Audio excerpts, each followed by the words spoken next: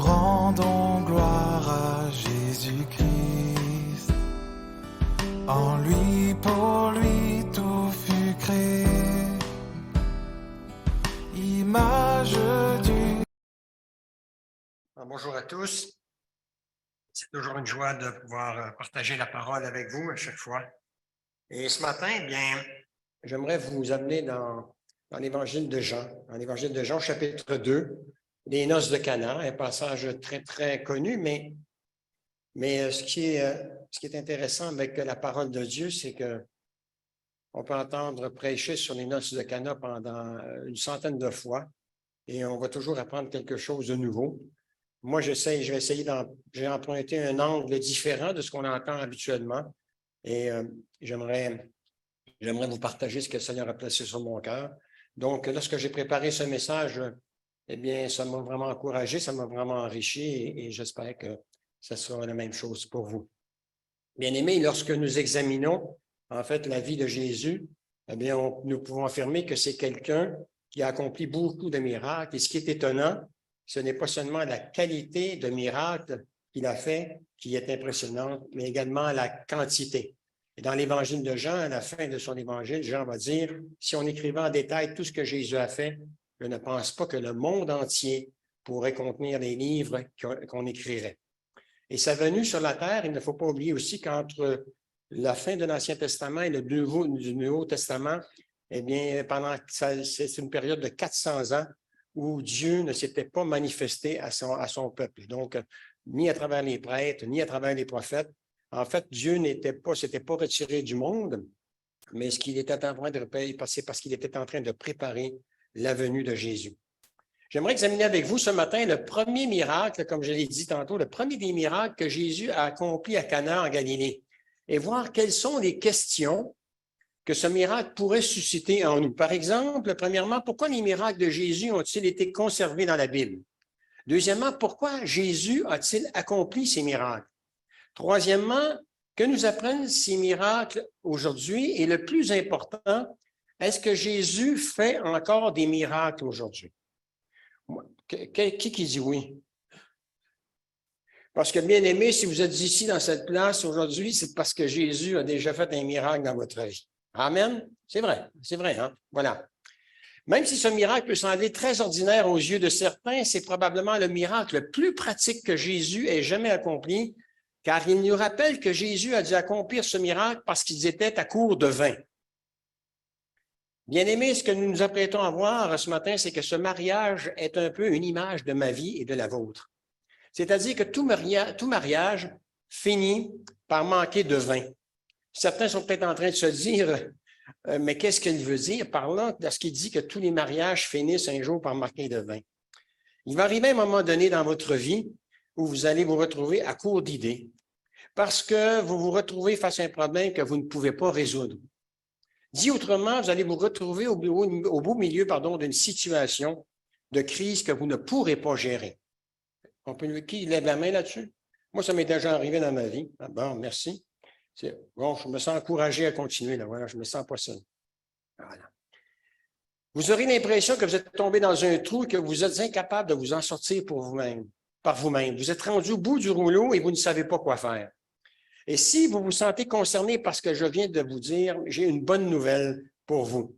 Car nous allons apprendre à travers ce miracle que Jésus a accompli que nos problèmes ou toute situation que nous vivons, qui nous paraît sans issue, donnent souvent la possibilité à Dieu de manifester sa puissance, voire même sa présence dans nos vies.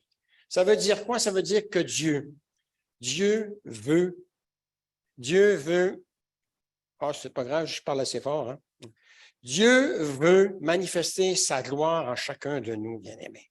Dieu veut manifester sa présence dans vos vies. Dieu veut manifester sa puissance dans vos vies et Dieu veut manifester le caractère de Jésus dans vos vies.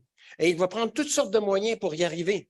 Alors, on ne sera pas épargné par les épreuves, on ne sera pas épargné par la maladie, on ne sera pas épargné par la persécution, parce que Dieu, ce sont des choses qui servent souvent à nous former pour nous amener à ressembler à la personne de Jésus et ça donne l'autorité à Dieu de pouvoir manifester sa gloire, bien-aimé.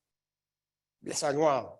Dieu, ce qui est important pour lui, ce n'est pas votre bonheur, mais c'est de manifester sa gloire, c'est de glorifier dans la vie des enfants. Alors, il faut faire attention avec certains évangiles, certains messages qui sont prêchés aujourd'hui. Accepte le Jésus et tu seras heureux. Bon, ce n'est pas ce que la Bible dit. Dans Matthieu chapitre 5, Jésus dit « Ceux qui voudront me suivre seront persécutés ». Donc, si c'est ça le bonheur pour Dieu, on est mal équipé. Hein? C'est que Dieu, ce qu'il veut, bien-aimé, à travers tout ce qui vous permet de vivre dans votre vie, Dieu veut manifester sa gloire à travers vous. Dites amen à ça. C'est pas fort, hein? Est-ce que vous dites amen à ça ce matin? Oh, ça a commencé. Allez, on va craquer encore un peu. Est-ce que vous dites amen à ça ce matin? Ah, voilà. Le Seigneur vous a même entendu en plus, là, hein, sur la dernière. Voilà. Okay. Alors, c'est ce que nous allons maintenant, c'est ce que nous allons voir. Ce miracle au chapitre 2, aussi insignifiant qu'il puisse paraître pour certains, donne un des enseignements les plus profonds sur ce que vous devez faire lorsque vous êtes rendu au bout du rouleau et que vous ne savez pas justement quoi faire. Je tiens à vous rappeler que vous allez vivre suffisamment longtemps où vous aurez à faire face à des problèmes que vous ne pourrez pas résoudre et à des crises que vous ne pourrez probablement pas toujours gérer.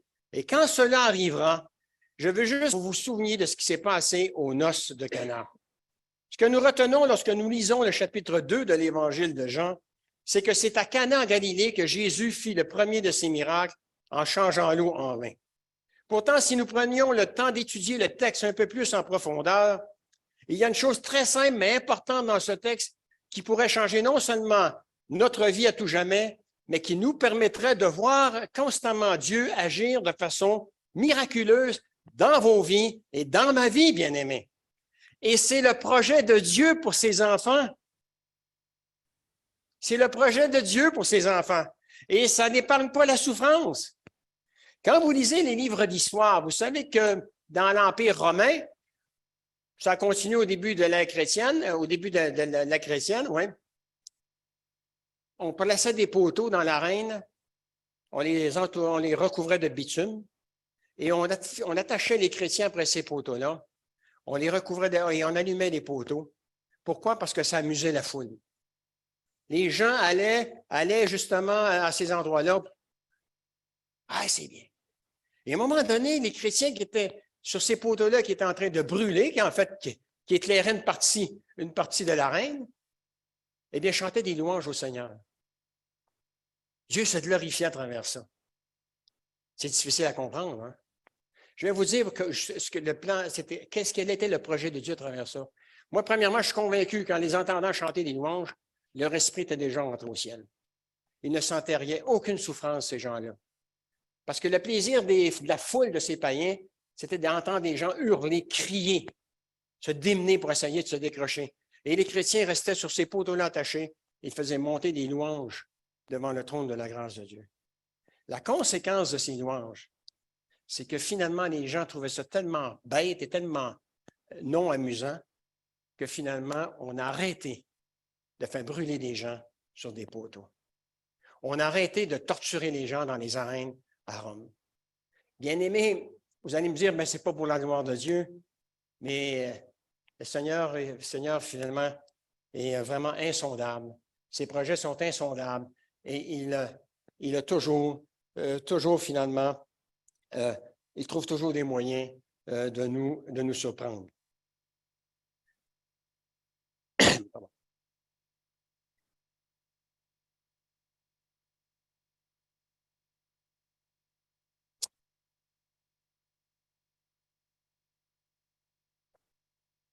Alors, ce que nous retenons lorsque nous lisons le deuxième chapitre de l'Évangile de Jean, c'est que c'est à Cana que Jésus a fait les premiers miracles, le premier de ses miracles en changeant l'eau en vin.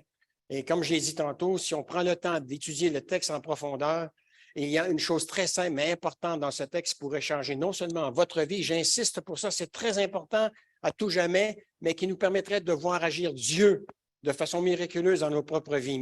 Mais Marie va faire quelque chose ici de très simple. Et pourtant, ce qu'elle a fait fonctionne à chaque fois que vous traversez une crise et que vous ne trouvez pas, et surtout quand vous ne trouvez pas le moyen de vous en sortir. J'insiste pour dire que cela fonctionne à chaque fois que vous avez un problème que vous ne pouvez pas résoudre. Mais qu'est-ce que Marie a donc fait de si surprenant? Je ne suis pas en train de développer un culte à Marie ce matin, Je suis simplement en train de vous dire qu'une personne, une simple personne humaine, qui était la mère de Jésus, a fait une chose que si nous le faisons, eh bien, nous allons connaître la délivrance dans nos vies. Nous allons voir le Seigneur accomplir des miracles dans votre vie et dans ma propre vie. Bien-aimés, il y a combien de chrétiens là, qui sont coincés avec le même péché depuis 30 et 40 ans? Il y a combien de chrétiens qui sont incapables de trouver la délivrance en Jésus? On a la réponse ici ce matin. On a la réponse. Et qui finalement, parce qu'ils se vautrent dans leur péché, qu'ils veulent s'en sortir, eh bien, ont honte. Ont honte d'eux-mêmes, quoi. Ont honte d'eux-mêmes. Et qu'est-ce que ça amène? Bien, ça les amène à annuler complètement leur témoignage. Parce qu'ils n'ont pas cette joie et cette paix qui vient du Seigneur quand on passe par la nouvelle naissance, bien-aimés. Cette espérance de la vie éternelle, elle est comme recouverte d'un ombrage parce que le péché, parce que ces gens pratiquent le péché, tout en se disant chrétiens, bien-aimés. Et c'est pour ça que ce qu'on va voir ici, quand on lit le chapitre 2 de l'Évangile de Jean, eh bien, ça nous passe souvent sous le nez. Cette solution que Dieu nous donne à travers Marie, à travers Jésus, de mener une vie victorieuse et de voir Dieu accomplir des miracles et manifester sa gloire dans chacune de nos vies. Parce que c'est la volonté de Dieu. Alors, regardez ce qu'elle a fait et ce qu'elle nous enseigne ici. Lorsque vous faites face à un problème, la première chose à faire, c'est quoi? C'est de vous tourner vers Jésus. C'est de vous tourner vers Jésus, bien-aimés.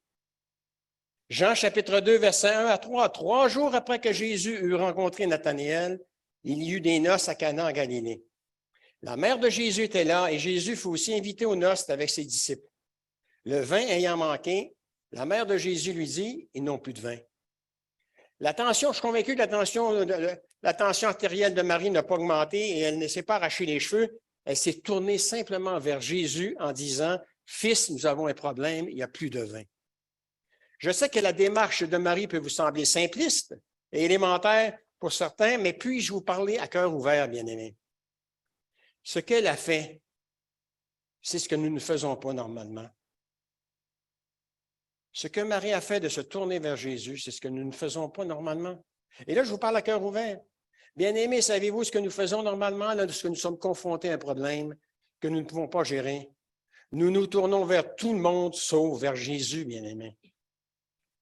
Nous appelons le pasteur ou l'ancien, le thérapeute ou le médecin, un avocat ou un conseiller matrimonial, un psychologue ou un psychiatre, notre mère ou notre père, notre mari ou notre femme ou notre voisin.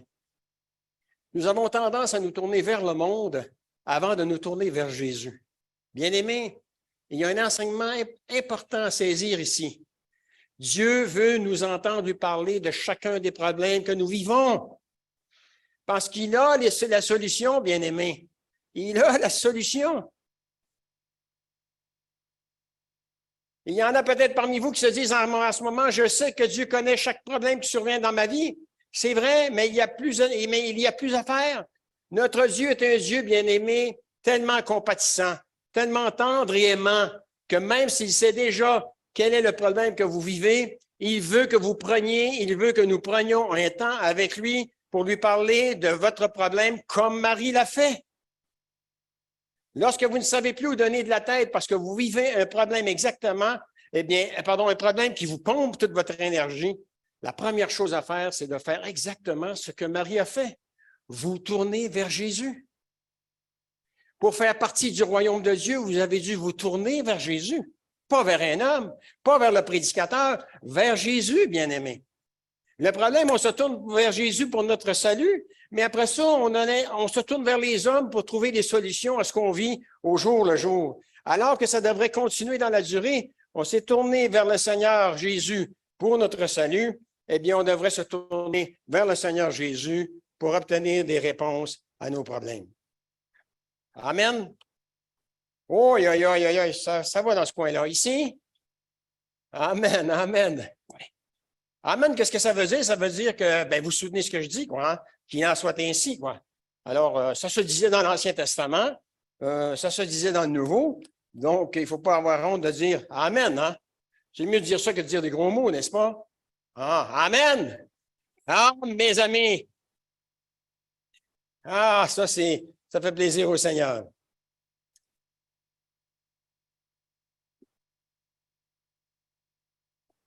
Lorsque vous ne savez plus, encore je le répète, lorsque vous ne savez plus où donner de la tête parce que vous vivez un problème qui vous pompe toute votre énergie, la première chose à faire, c'est de faire exactement ce que Marie a fait.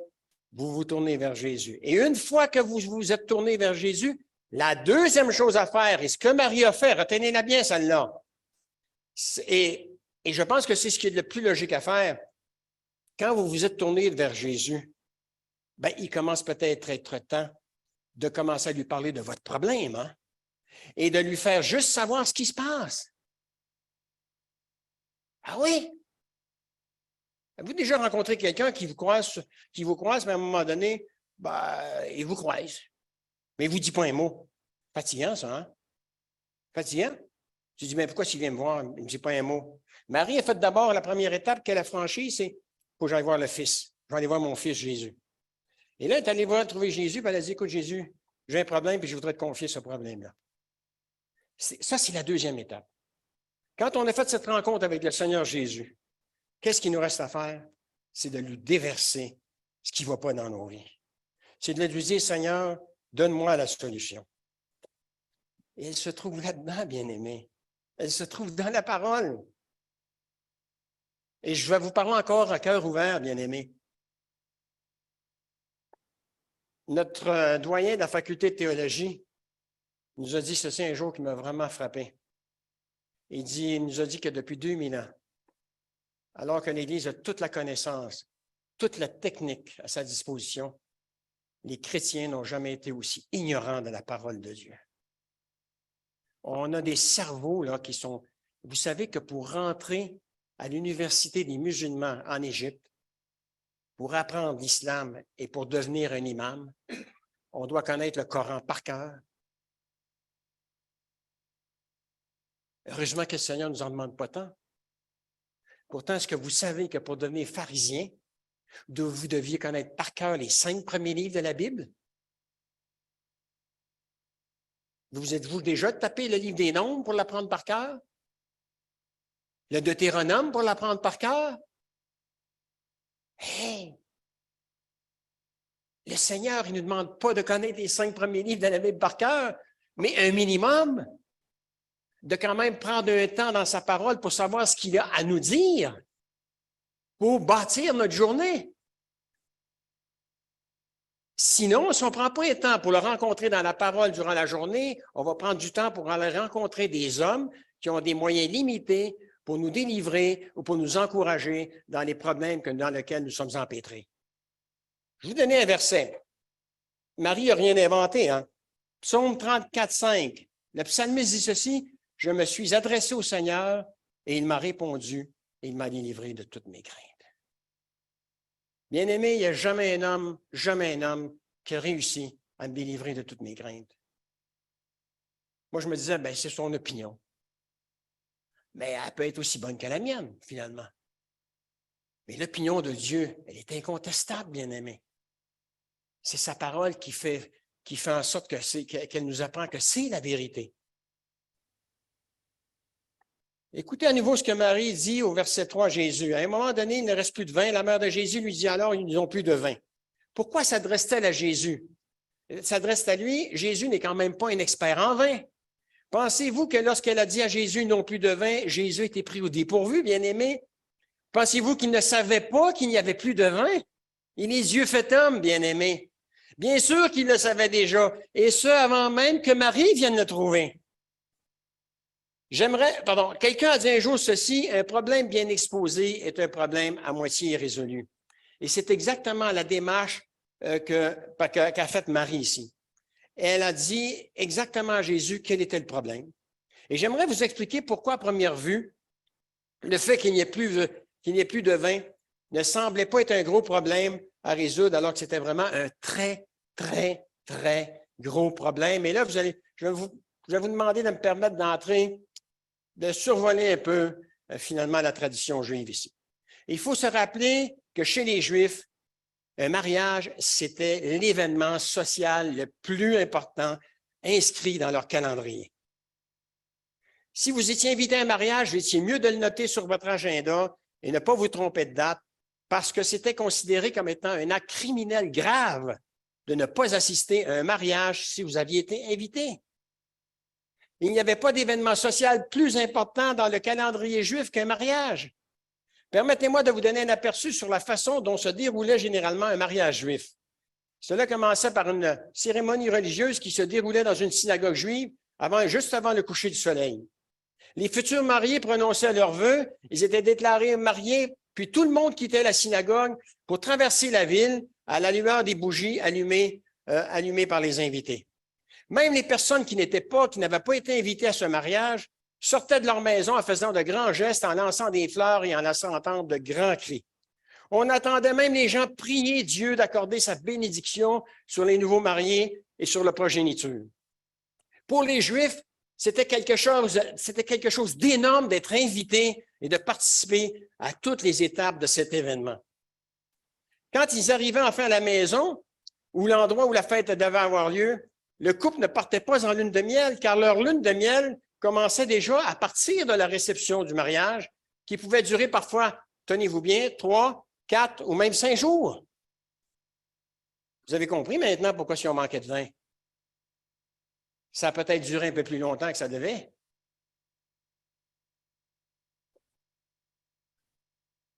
Chacun faisait un discours et remettait à tour de rôle un cadeau aux nouveaux mariés et les parents des nouveaux mariés honoraient tous les invités en leur fournissant une table bien garnie et du bon vin à boire. Car s'il y avait bien une chose que les parents des nouveaux mariés devaient s'assurer, c'est d'honorer tous les invités en leur fournissant une table, encore une fois, en leur donnant, en répondant à leurs besoins. En d'autres mots, les serviteurs devaient s'assurer que l'assiette de tous les invités était toujours remplie de nourriture et qu'il ne manquait pas de vin. Car si la nourriture et le vin venaient à manquer, c'était considéré comme étant une énorme insulte faite envers les invités. Bien-aimés, l'hospitalité lors d'un mariage était considérée comme étant un devoir social tellement sacré que si l'hôte et l'hôtesse de ce mariage venaient à manquer de nourriture ou de vin, il ou elle pouvait être poursuivi pour avoir manqué d'exercer ses droits d'hospitalité, ses devoirs d'hospitalité envers les invités. Et la situation était grave, et c'est la raison pour laquelle Marie est allée trouver Jésus pour qu'il intervienne, en fait.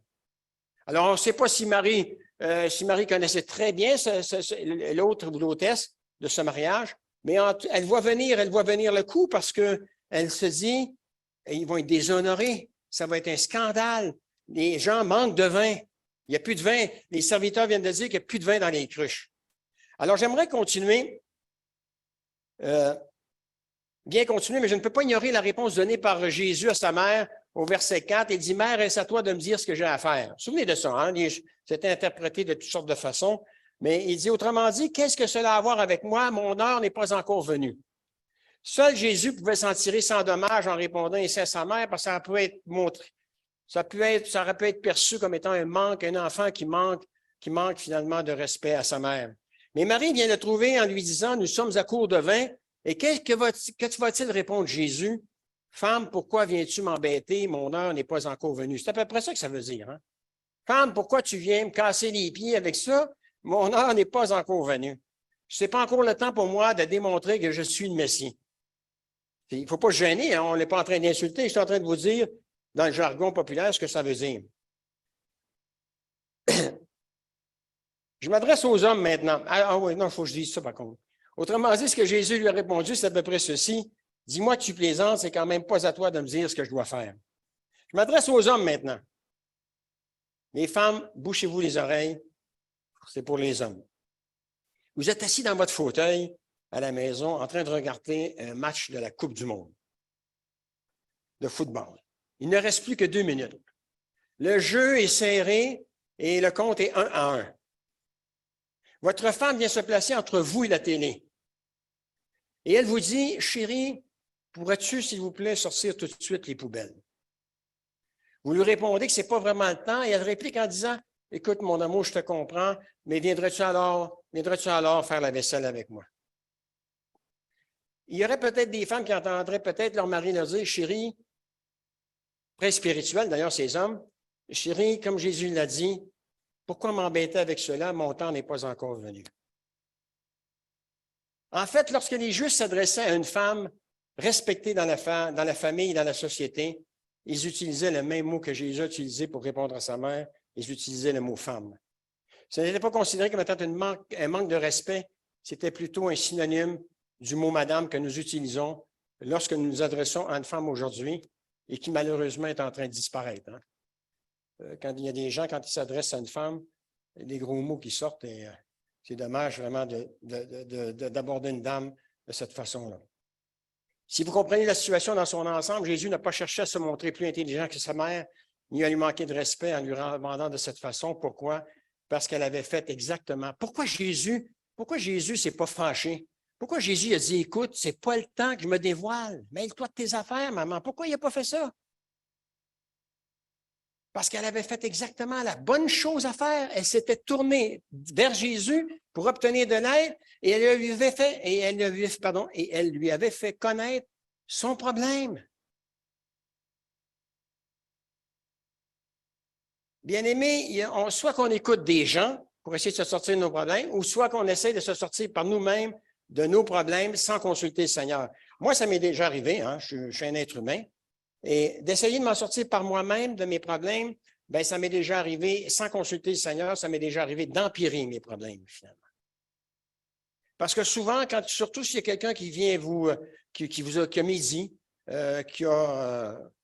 qui vous a calomnié, la chair est portée à prendre finalement le devant et de dire, attends, quand je vais le rencontrer, celui-là ou celle-là, elle va savoir ce que j'ai, elle va entendre le fond de ma pensée.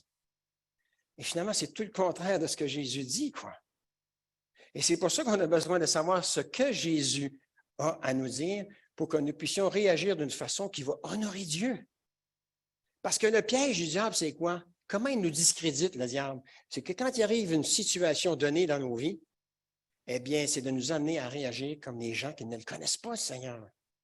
Et à ce moment-là, on est disqualifié. Comment voulez-vous qu'on récupère cela pour pouvoir leur témoigner après, sinon s'humilier et leur dire, écoute, j'ai vraiment pas agi comme un chrétien, excuse-moi, j'ai vraiment pas agi comme un chrétien et je te demande pardon d'avoir répondu comme ça. Ça, je l'ai déjà fait, moi, dans ma vie. C'est très important, ça a un impact. Parce qu'il n'y a pas grand monde dans le monde qui s'humilie pour venir te demander pardon parce qu'ils t'ont dit ou fait quelque chose qui ont fait le contraire de ce que Jésus a fait. Voilà.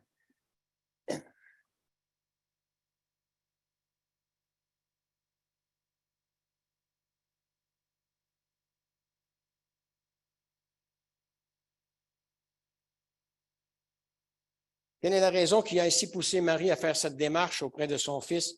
C'est parce qu'elle savait quelque chose sur son fils qu'il est important que nous retenions ce matin et que nous gravions dans notre cœur jusqu'à ce que Dieu nous rappelle à lui. Pour quelle raison Jésus a-t-il fait son premier miracle à Cana? C'est une bonne question à se poser, bien-aimé. Pourquoi a-t-il décidé d'accomplir ce miracle à Cana alors qu'il avait mentionné que ce n'était pas encore le temps pour lui de révéler qu'il était le Messie? L'a-t-il fait pour impressionner les gens? Non. L'a-t-il fait parce qu'il s'est senti obligé de le faire? Absolument pas. Est-ce que sa réputation était en jeu? Non. Et personne n'allait le poursuivre. L'a-t-il fait pour prouver qu'il était vraiment le Fils de Dieu? Non. La raison pour laquelle il ne voulait pas le faire, c'est parce qu'il ne voulait pas révéler, comme je l'ai dit, au monde, simplement au monde, parce qu'il était le Fils de Dieu. Et vous êtes peut-être en train de vous demander en ce moment, mais alors pourquoi l'a-t-il fait? Eh bien, quand vous lisez la façon qu'il s'y est pris pour accomplir ce miracle, bien-aimé, il n'y a qu'une seule raison que nous pouvons trouver qui explique pourquoi il a accompli ce miracle. Son souci pour les gens. Bien-aimé, pourquoi Dieu prend soin de nous, son souci pour vous, son souci pour moi. Bien-aimé, nous ne sommes pas n'importe qui aux yeux de Dieu, nous sommes ses enfants. Bien-aimé, nous ne sommes pas n'importe qui pour Dieu, nous sommes les fils du roi. Et nous sommes appelés à vivre et à régner avec Dieu pour l'éternité. C'est assez particulier, ça, hein? Dieu aurait pu dire, écoutez, d'abord, je vous ai choisi pour que vous passiez l'éternité avec moi, ça suffit, hein? Ça, c'est la grâce ultime. Non! Dieu dit, en plus, la grosse poubelle que représente la terre à cause du péché des hommes, elle va brûler. L'univers va être brûlé, je vais purifier toutes choses. Je vais créer une nouvelle terre et des nouveaux cieux. Et vous allez avoir une ville pour vous qui va s'appeler la Grande Jérusalem, où il n'y aura jamais la nuit dans la Grande Jérusalem parce que ma gloire va éclairer la Grande Jérusalem. Dieu ne nous doit rien, bien-aimés. Dieu ne nous doit rien. C'est ce qui m'épate avec le Seigneur. Quand vous vous regardez, là, examinez votre cœur ce matin, reculez à peu près 30 ans, 50 ans avant pour les plus âgés. Vous êtes-vous déjà demandé, à travers la vie que vous meniez, mais comment ça se fait que Dieu m'a aimé? Moi? Qu'est-ce qui a attiré le regard de Dieu sur moi pour me sauver? Je suis qui, moi, Jacques Hudon, pour que Dieu dise, j'ai pitié de toi, j'ai compassion de toi, je vais te placer quelqu'un sur ton chemin qui va te parler du moyen d'obtenir le salut par grâce à travers la personne de Jésus-Christ. Qui je suis, moi? Alors que je crachais sur Dieu, alors que je désobéissais à Dieu, alors que je vivais comme un vrai païen. Le caractère de Dieu se trouve en Jésus-Christ, nous en avons une partie, parce qu'il se souciait de mon éternité. Et parce qu'il se soucie des gens, Dieu va intervenir en Jésus-Christ dans ce mariage bien-aimé. Ce qui comptait pour sa mère comptait aussi pour Jésus. Ce qui préoccupait sa mère préoccupait aussi Jésus. Et il va accomplir ce miracle pour nous montrer qu'il se préoccupe de nos problèmes à un point tel que lorsque nous venons vers lui pour lui faire connaître un problème, notre problème, cela donne la possibilité à Dieu, de manifester sa gloire, encore une fois, c'est-à-dire sa présence et sa puissance. Bien-aimés, on a commencé tard, donc je ne retarderai pas trop, mais bien-aimés, quand j'ai rencontré le premier chrétien dans ma vie, vous savez ce qui m'a attiré à lui? Pas juste les paroles qu'il m'a données, parce que j'étais son regard. Ses yeux brillaient d'une manière surnaturelle, bien-aimé. Il y avait la lumière du Seigneur qui se dégageait dans les yeux de ce chrétien. Et j'ai entendu une petite voix qui, après ma conversion, j'ai compris que c'était le Seigneur qui m'avait parlé. J'ai entendu cette petite voix qui m'a dit, « Jacques, ce que tu cherches depuis toujours, lui, il l'a et c'est gratuit. » Bien-aimé, devant le Seigneur, je vous dis que c'est ce que j'ai entendu. Et là, Dieu commençait à défricher mon cœur à travers cet homme-là. Il a commencé à vouloir tasser ce qui n'était pas bon pour commencer à rentrer le meilleur qui vient de lui. Et bien aimé, c'est une grâce que Dieu vous fait en tant que ses enfants, de pouvoir briller dans le monde, pour pouvoir proclamer l'Évangile de Jésus-Christ. Dieu vous a donné des dons. Rappelez-vous la parabole des 3 serviteurs. Ce n'est pas celui qui avait eu plus de dons qui en a fait profiter le double, qui a été repris par Jésus. Ce n'est pas le deuxième non plus, qui a reçu 100 et qui en a produit 200.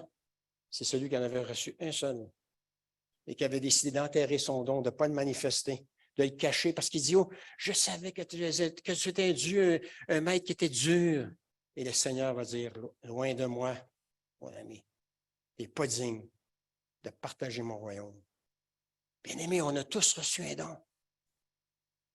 Et on a reçu un don à travers la nouvelle naissance qui nous permet d'avoir reçu les yeux de Jésus pour voir les gens comme Dieu les voit, d'avoir reçu les oreilles de Jésus pour entendre le cri des gens à l'extérieur qui ont faim et soif finalement de recevoir une espérance qui est éternelle, bien-aimés. Et Dieu vous a choisi. Dites amen à ça. Oui. Un de mes versets préférés dans la Bible, c'est 1 Pierre, première épître de Pierre, chapitre 5, verset 7. Il est écrit ceci, « Déchargez-vous sur lui de tous vos soucis, car il prend soin de vous. » Déchargez-vous pas sur tous vos soucis sur Jacques Hudon, parce que Jacques Hudon, ça ne prend pas grand-chose pour déborder, puis il n'aura peut-être pas le temps de prendre soin de vous. Mais le Seigneur n'est jamais débordé. Amen. Jamais Dieu est débordé. Jamais. Savoir que j'ai le privilège de me présenter tous les jours devant Dieu qui non seulement se soucie de moi, mais qui se soucie de mes problèmes parce qu'il s'est engagé à prendre soin de moi, devrait chasser toute crainte de votre cœur et de mon cœur, bien-aimé. Et il dit, mon enfant, ce qui te préoccupe, ça me préoccupe aussi. S'il y a quelque chose qui te dérange, ça me dérange aussi. C'est pourquoi vous pouvez vous présenter devant Dieu et lui apporter tous vos fardeaux afin qu'il agisse non seulement de façon à s'occuper de vos fardeaux, mais afin de manifester sa gloire et que des gens se tourneront vers lui lorsque vous témoignerez de ce qu'il a fait pour vous. Si je vous demandais, là, tour de rôle, un derrière l'autre, levez la main et dites-moi là, un miracle que Dieu a fait dans votre vie. À tous les jours. Qu'est-ce que vous diriez?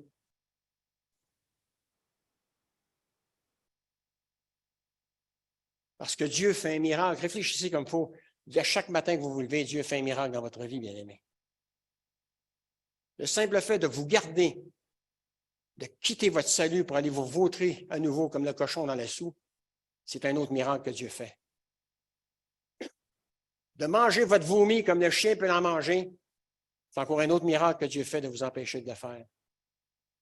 De vous amener à garder ses yeux sur lui, dans sa parole.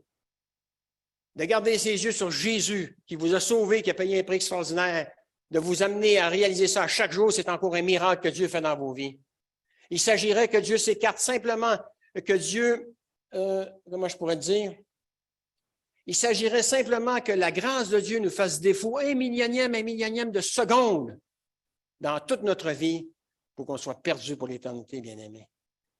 Ça voudrait dire que Dieu aurait changé d'avis concernant moi et vous, bien-aimés.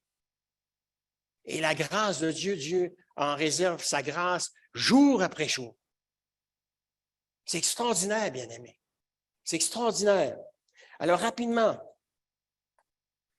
vous rencontrez un problème, vous êtes au bout du rouleau, vous êtes à bout de souffle, il vous reste quoi à faire? Vous faites exactement ce que Marie a fait. Premièrement, vous vous tournez vers Jésus avec votre problème. Deuxièmement, vous lui parlez de votre problème. Et finalement, vous faites simplement confiance à Jésus pour gérer le problème. Rappelez-vous, les promesses de Dieu sont certaines, il suffit d'y croire. Qui a dit ça? William Booth, le fondateur de l'Armée du Salut. Les promesses de Dieu sont certaines. Il suffit d'y croire. À rentrer à la maison, quand vous allez rentrer à la maison, prenez le temps de dîner quand même, ne retardez pas votre dîner, mais prenez une feuille de papier et essayez de vous rappeler, sans aller voir dans la parole, les promesses sur lesquelles, écrivez une par une, les promesses sur lesquelles vous vous appuyez pour vivre votre vie chrétienne au quotidien. Les promesses de Dieu sur lesquelles vous vous appuyez pour vivre votre vie chrétienne au quotidien, bien-aimés.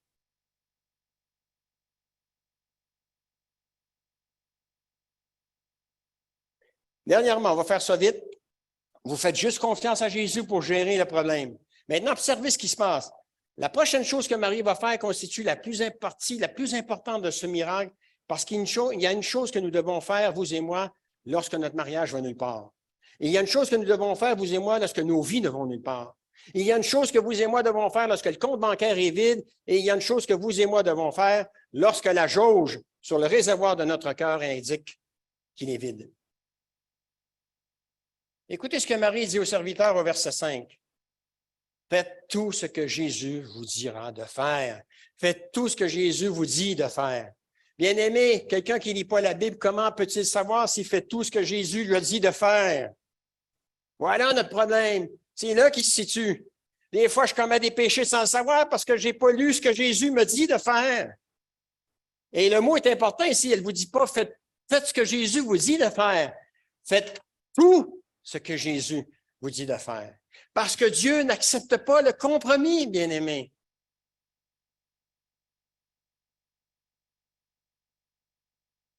Vous savez ce qui m'attriste? Je vais vous dire, je prends une minute. On a un évangile bonbon à l'eau de rose qui était prêché là, depuis des années dans certains milieux.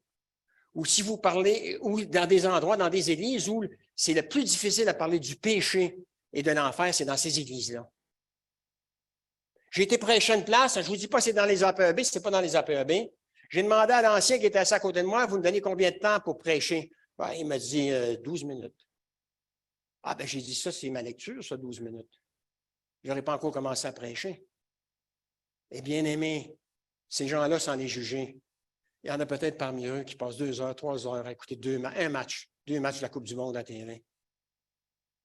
Il y en a combien qui peuvent partir, aller dans les centres commerciaux passer leur avant-midi dans les centres commerciaux, à s'asseoir sur un banc pour regarder les gens passer, par parler en mal d'eux. Et ils n'ont pas le temps de prendre une demi-heure le matin, prendre ce rendez-vous à laquelle Dieu nous confie à chaque jour, bien-aimés.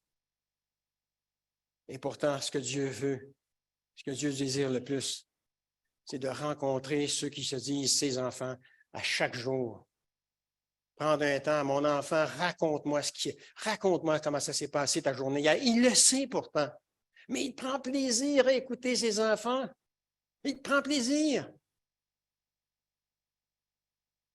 Moi, je lis un passage, des fois, je ne sais pas toujours ce que ça veut dire. Je ne commence pas à demander aux hommes, Seigneur, c'est pas clair pour moi ce passage-là. Donc, je ne peux pas prêcher sur ce passage-là parce qu'il n'est pas clair. Est-ce que tu veux m'éclairer? Bien, vous savez, dans mes lectures, moi, je lis toujours 2 chapitres dans l'Ancien, 2 chapitres dans le Nouveau à chaque jour. J'ai un programme comme ça.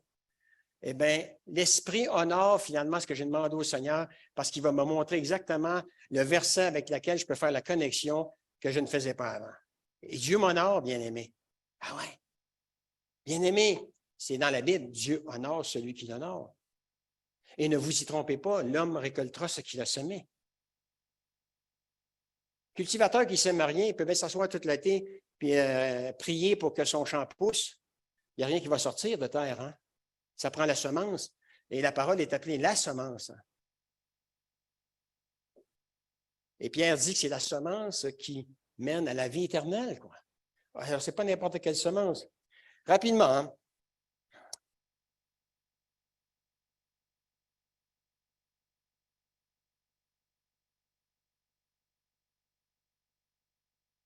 Alors, j'ai dit que Marie a dit aux serviteurs, faites tout ce que Jésus vous dit de faire. Pourquoi c'est important pour nous de retenir ce qu'il vient de dire, Marie? Parce que cette petite phrase que nous venons de lire, bien aimé, écoutez bien ceci, est le plus grand conseil jamais donné par quelqu'un, donné dans la parole. Faites tout ce que Jésus vous dit de faire. Faites tout ce que Jésus vous dit de faire, bien aimé. Je ne sais pas si vous faites face à un problème quelconque ce matin. Je ne sais pas si vous traversez une crise quelconque ce matin. Je ne sais pas combien d'années il vous reste à vivre, mais je peux vous dire que si vous voulez vous en sortir et vous en sortir de la façon dont vous devriez vous en sortir, c'est de faire tout ce que Jésus nous dit de faire. Il y a peut-être des mariages en ce moment qui ne tiennent plus qu'à un fil.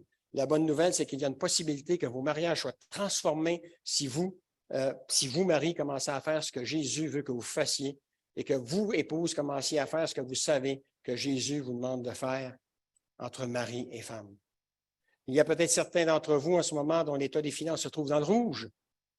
Il vous serait possible de commencer à mettre de l'ordre dans vos finances si vous commenciez simplement à faire ce que Jésus vous dit de faire. Je ne parle pas des chrétiens. Oh, on va essayer avec des chrétiens. Il y a des chrétiens qui sont surendettés. Il y a des chrétiens que j'ai rencontrés qui gagnent 4 000 € par mois de salaire et qui ont des versements de 8 000 € par mois à faire. Jésus nous a dit que la seule dette que nous pouvions avoir, c'est celle de l'amour, bien aimé. Je ne vous dis pas qu'on ne doit pas emprunter pour une hypothèque, on a besoin de vivre dans un logement. C'est différent, ça. Mais si on est capable de se contenter d'une voiture normale, on n'est pas obligé non plus de s'acheter une Ferrari. Il faut apprendre à vivre selon nos moyens. Jésus n'est pas contre la richesse. C'est ce que nous faisons avec qui les compte, quoi, qui le dérange.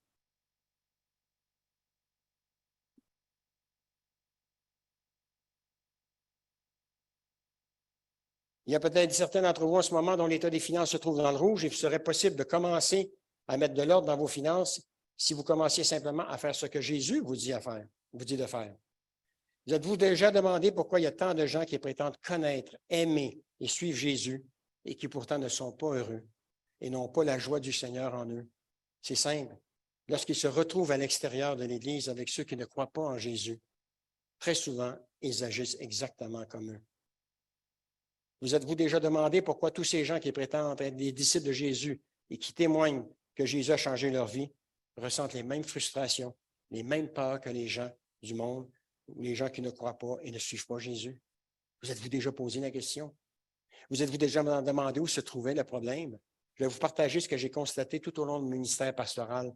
je ne dis pas que c'est vrai pour tout le monde, mais la principale raison pour laquelle vous ne pouvez pas parfois faire beaucoup de différence entre celui qui affirme être un disciple de Jésus et la personne qui ne suit pas Jésus, c'est parce que la personne qui prétend être un disciple de Jésus ne fait pas ce que Jésus lui dit de faire. Jésus dit dans Jean chapitre 13, verset 17, pour ceux qui prennent des notes, « Maintenant que vous savez ce que je vous ai dit de faire, vous serez heureux si vous les mettez en pratique. De savoir ce que Dieu veut que je fasse et de le mettre en pratique, c'est toute une autre démarche. » Et ils viennent vous trouver, ces gens-là, en vous disant, « Je ne comprends pas pourquoi je ne vois pas de changement en moi. » Parce que voyez-vous, et c'est là que la plupart d'entre nous avons un problème, nous savons ce que Jésus veut que nous fassions et nous ne le faisons tout simplement pas. Jésus a dit dans Jean, OK, je me répète, excusez-moi. Ce n'est pas le fait de savoir ce que vous devez faire, ni le fait de savoir ce que je veux que vous fassiez, dit Jésus, qui vous rendra heureux. C'est seulement lorsque vous faites ce que vous savez que je veux que vous fassiez, qui vous gardera dans cette paix qui surpasse tout ce que l'homme peut comprendre. Verset 6, il y avait là 6 récipients de pierre que les Juifs utilisaient pour leur rite de purification. On dit que ça contenait à peu près une centaine de litres. Alors, rapidement, alors on mettait ces récipients servaient finalement à laver les mains, à laver les pieds. On prenait de l'eau de ces récipients-là, mais le problème, on ne jetait pas l'eau, on remettait l'eau dans le récipient. Vous imaginez la 100e ou la 200e personne qui se lavait avec l'eau du récipient, comment ça devait sentir bon, hein? On ne changeait pas l'eau, quoi. Voilà. Alors, quand l'eau devenait vraiment sale, on vidait les récipients et on recommençait à zéro, on remplissait à nouveau et puis on recommençait, on nettoyait. Et comme je dis, on ne nettoyait pas les récipients, on ne faisait que verser de l'eau fraîche dans ceux-ci. Alors, versets 7 et 8, Jésus dit aux serviteurs, « Remplissez d'eau ces récipients. » Ils les remplirent jusqu'à ras-bord. Alors, Jésus leur dit, « Puisez maintenant un peu de cette eau et apportez-le au maître de la fête. » C'est ce qu'ils firent. Alors, là, je ne lirai pas le verset au complet, mais versets 9 et 10 nous dit que lorsque le maître de la fête a bu le vin, eh bien, il a fait appeler, voyons, pardon, il a appelé le marié et il lui a demandé, il lui a dit, tout le monde commence par offrir le meilleur vin quand les invités ont bien bu et on sert le moins bon. Et c'est là, bien aimé, que ça devient très intéressant. Avez-vous remarqué que l'eau ne s'est pas transformée en vin tant et aussi longtemps que les cruches ne furent pas complètement remplies à ras-bord comme Jésus l'avait demandé? Vous êtes peut-être en train de vous dire, « Oh, je n'avais pas remarqué ce petit détail, mais qu'est-ce que ça change? » Un grand nombre de chrétiens ont toujours pensé que l'obéissance suivait la bénédiction. Mais c'est plutôt la bénédiction qui suit l'obéissance. Méditez ça à la maison. Ça peut changer toute une vie, ça. Beaucoup de chrétiens que j'ai rencontrés pensent que l'obéissance suivait la bénédiction, mais c'est la bénédiction qui suit l'obéissance. Partez rapidement. Je peux prendre encore 2 minutes? Je ne sais pas à quelle heure j'ai commencé, 11h20, 25 ans. Permettez-moi de vous donner quelques exemples pratiques. Quelqu'un m'a dit un jour, lorsque mes factures seront payées, lorsque je n'aurai plus de dette et quand j'aurai une certaine somme dans mon compte bancaire, je commencerai alors à donner à l'œuvre de Dieu. Vous pensez réellement que quand tout sera réglé, il va donner à l'œuvre de Dieu? Jamais. Hein? C'est l'habitude de donner qui fait qu'on continue à donner. Hein? Donc, la bénédiction, voyons, l'obéissance après. Autrement dit, si je suis béni, c'est parce que j'ai obéi. C'est de ce sens-là qu'on doit le prendre. Pas si j'obéis, je vais être béni, mais parce que je suis béni parce que j'ai obéi au Seigneur. Vous êtes béni? Oui, voilà. Et voilà un autre exemple. Quelqu'un a déjà dit, quand mes preuves seraient ressaisies, que je me serais ressaisi, je recommencerai à fréquenter l'Église et à m'impliquer régulièrement dans un ministère. Moi, je lui ai dit que ça fonctionnait à l'envers. Je lui ai dit, la bénédiction suit l'obéissance. Commence d'abord par venir à l'Église. Si tu n'as jamais pris l'habitude de venir à l'Église ou de venir à Noël et à Pâques, bien, peu importe que tes problèmes sont réglés, tu vas recommencer à venir à l'Église simplement à Noël et à Pâques. Un autre qui achetait des billets de loto à chaque semaine m'a dit un jour, si je gagne à la loto, je donnerai 10 % à l'Église du montant que je vais gagner. Je ne suis pas en train de parler en mal de la loto. Je vous dis ce qu'un chrétien d'une des églises que j'étais pasteur m'avait dit ça. Je lui ai dit qu'il fonctionnait à l'envers. Je lui ai dit, parce qu'on s'était déjà parlé dans le passé, commence donc à donner ce que tu dois donner à l'Église maintenant, que d'attendre de gagner à la loto pour pouvoir donner un montant d'argent au Seigneur. Pour voir si le Seigneur te demande de donner à l'Église parce qu'il a besoin de ton argent. Il n'en a pas besoin de ton argent, le Seigneur. Qu'est-ce que la Bible me dit? Car tout l'argent m'appartient, dit le Seigneur. Dieu peut faire ce qu'il veut avec l'argent.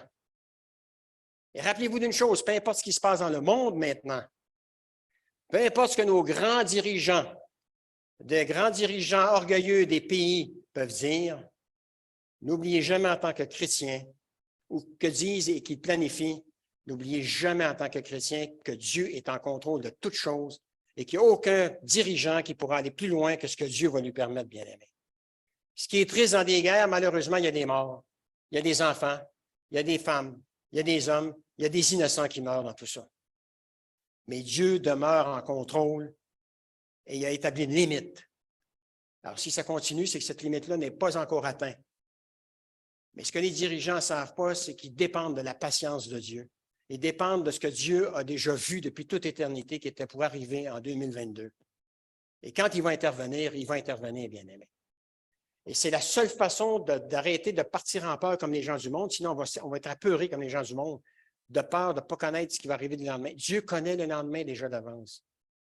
Et Dieu ne permettra pas. Je vais vous encourager là-dessus parce que je me dis à moi-même, ça ne doit pas être facile pour les gens du monde. Notre frère a parlé tantôt de la COVID. En plus, la pandémie, puis après la pandémie, nous tombe une guerre sur la tête. Ça ne doit pas être facile pour les gens du monde qui ne connaissent pas le Seigneur pour vivre, quoi. Alors, bien-aimés, je vais laisser tomber le reste. Mais rappelez-vous que Jésus ne fera pas ce que vous voulez qu'il fasse pour vous tant et aussi longtemps que vous ne ferez pas ce qu'il veut que vous fassiez pour lui. Alors, il a changé l'eau en vin, mais ce que je voulais vous dire, bien-aimés, croyez-vous que c'est plus dur pour Jésus de changer l'eau en vin que de changer le cœur d'un homme? Pensez-vous que c'est plus difficile pour Dieu de créer le monde que d'amener quelqu'un au salut? Moi, je vais vous donner une réponse. C'est plus difficile pour Dieu d'amener un cœur à être brisé que de dire créer le ciel, la terre. Vous savez pourquoi? Parce que Dieu a besoin du consentement de la personne quand il s'adresse à lui pour son salut. Veux-tu prendre une décision ou ne veux-tu pas prendre une décision? Veux-tu renoncer à ton ancienne vie ou ne veux-tu pas renoncer à ton ancienne vie? Et il y a besoin de l'accord de la personne. L'amour, bien-aimé, et c'est ça l'amour de Dieu. L'amour ne force personne. Dieu n'arrive pas à travers Jésus sur Luc et lui dire, « Hey, là, je suis fatigué de te voir aller. Aujourd'hui, tu te branches, sinon, moi, je vais te taper dessus. » C'est pas ça l'amour, bien-aimé. Moi, j'ai connu un musulman qui n'arrêtait pas de nous raconter à Verviers, quand j'étais à Verviers, que Dieu il aimait tellement sa femme comme aucun musulman pouvait aimer sa femme. Ben oui. Ben, ce qu'il faisait, il sortait à 11 heures le soir pour aller dans le café toute la nuit, mais il verrouillait toutes les portes et toutes les fenêtres chez elle. Ben, c'est bien chez lui. C'est bien sûr que ça voulait le tromper, tu n'as pas capable de sortir de chez elle, hein? Ah. Moi, quand il m'en a parlé, j'ai dit, ben laisse les portes ouvertes si tu es sûr que tu t'aimes tant que ça, qu'elle ne te trompera jamais. Ah non, jamais de la vie, hein? Jamais de la vie, hein? Voilà. Mais avec Dieu, bien-aimé, avec Dieu, il nous arrive de le tromper. Avec Dieu, il nous arrive qu'il est le deuxième, le troisième dans nos vies. Il nous arrive qu'on fasse des choses qui ne sont pas pour la gloire de Dieu. Et pourtant, bien-aimé, quand on vient se placer devant le trône de la grâce de Dieu, quand on vient s'humilier et qu'on lui demande pardon, Dieu nous accorde toujours son pardon. Car il est fidèle et juste pour nous pardonner tout péché, bien-aimé. Amen. Que Dieu vous bénisse abondamment. Je vais terminer en priant. Est-ce qu'il y a quelqu'un qui reprend ma place après? Non. Seigneur notre Dieu, nous voulons te remercier. Te remercier, Seigneur, parce que tu es toujours à notre disposition, toujours prêt, Seigneur, à nous encourager à travers ta parole, à nous donner des solutions pour grandir en toi et surtout pour que tu puisses manifester ta gloire en chacun de nous. Merci parce que tu nous rappelles que tu ne fais pas de favoritisme et que tu nous aimes tous de façon égale. Je te demande de bénir mes frères et sœurs, de leur donner ta vision pour les âmes perdues, de susciter en eux ce désir de voir les gens à l'extérieur comme toi tu nous as vus, pour nous interpeller un jour et nous amener finalement à recevoir ce salut non mérité qui vient de Jésus. Merci encore une fois pour ta parole qui nous enrichit ce matin, que tu la bénisses et qu'elle puisse nous sanctifier afin que nous puissions ressembler davantage à la personne de Jésus-Christ jour après jour. Et c'est en son nom que je t'ai prié. Amen.